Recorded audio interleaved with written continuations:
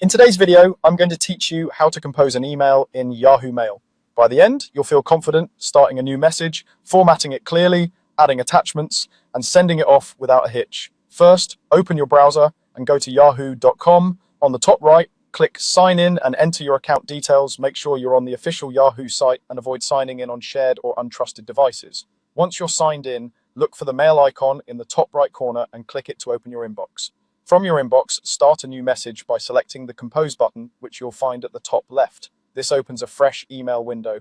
In the To field, type the recipient's email address. If you're emailing more than one person, separate addresses properly and double-check spelling so your message reaches the right inbox. Next, enter a clear, concise subject that summarizes your message. A good subject helps your recipient understand the purpose at a glance. Now move to the main message area and write your email. Keep paragraphs short and friendly and get to the point early. If you're covering more than one topic, use clear transitions so your message is easy to follow. If you need to include a file, click the attach icon below the message area. You'll see options to attach a file from recent emails, which is handy if someone already sent you a document you want to forward along, or attach files from your computer. Choose the option you need, select the file and click Open. Give it a moment to upload and make sure the attachment appears below the subject line. If the file is large, consider compressing it or using a link to keep delivery smooth.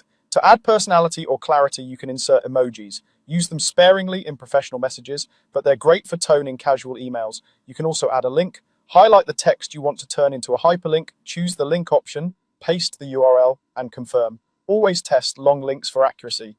For formatting, Yahoo Mail gives you tools to change fonts and colors, apply bold or italic, switch to plain text, or use strike-through. You can adjust alignment and indentation to structure your content neatly. When listing points, use bullet or numbered lists to improve readability. When everything looks good, click Send. You'll see a small confirmation and your message is on its way. That's it. Simple, clear, and effective.